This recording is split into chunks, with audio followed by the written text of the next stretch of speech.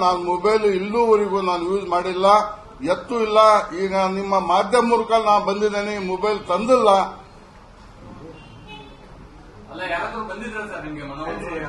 ಬಹಳ ಜನ ಬಂದಿದ್ರು ಸರ್, ಬಹಳ ಜನ ಬಂದಿದ್ರು. ನಾನು ಖಚಿತ ಅಂತ ಹೇಳಿದ್ದೇನೆ, ಬೈಲಲ್ಲಿ ಇರ್ತಕ್ಕದ್ದು ನಿಜ ಅಂತ ಹೇಳಿದ್ದೇನೆ. ಅಲ್ಲಿ ಹೈಕಮಾಂಡರು ಅವರು ಎಲ್ಲ ಬರಕ ವ್ಯವಸ್ಥೆ ಮಾಡ್ತಾ ಇದ್ದಾರೆ.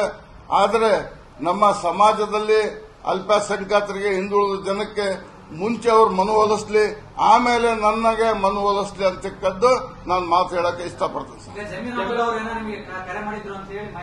ಇಲ್ಲ ಸರ್, ಅವೆಲ್ಲ ಸುಳ್ಳು ಸರ್, ಎಲ್ಲ ಸುಳ್ಳು ಸರ್. ಅವ್ರು ಯಾರು ನನಗೆ ಮನವೊಲಿಸಿದ ಮುಂಚೆ ಈ ನಾಡಿದ ಜನತೆಗೆ, ನಮ್ಮ ಸಮಾಜ ಅಲ್ಪಸಂಖ್ಯಾತರಿಗೆ, ಆಯಿಂದ ಜನಕ್ಕೆ ಮನವೊಲಿಸಿದ ಮೇಲೆ ನನ್ನ ಹತ್ರ ಬಂದು ಆಮೇಲೆ ಮನವೊಲಿಸ್ಬೇಕು ಸರ್. ನನಗೆ ನನ್ನ ಹತ್ರ ಬಂದು ಮಾತಾಡ್ತಕ್ಕದ್ದು ಏನಿಲ್ಲ.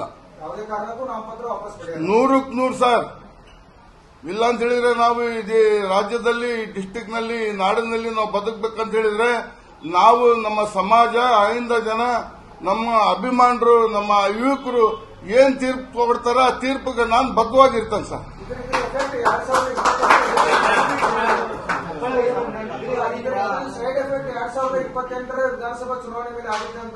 ಸರ್, MP, MLA ಇಡೀ ಕರ್ನಾಟಕದಲ್ಲಿ ಮೈನಾರಿಟಿ ಜನ ಅಡ್ಡಾಡಿ ಕಾಂಗ್ರೆಸ್ಗೆ ತಕ್ಕದ ಪಾಠ ಕಲಿಸ್ತೀವಿ ಸರ್. ಸರ್ ಸರ್, ಈಗ ನಾವು ಅವ್ರ ಕೂಡ ಮಾತಾಡಿದ್ವಿ, ಸಂಪರ್ಕದಲ್ಲೇ ಇದ್ದೀವಿ. ನಾವು ಕಡ್ಡವಾಗಿ ಬೈಲಿಗಿದ್ರೆ ಅವರೆಲ್ಲ ಹಿಂದಕ್ಕೆ ಪಡಿತಾರೆ ಸರ್. ನಮ್ಮಲ್ಲಿ ಏನಾರು ವ್ಯತ್ಯಾಸ ಆದ್ರೆ ಅವ್ರು ಬೈಲಿಗಿರ್ತಾರೆ ಸರ್.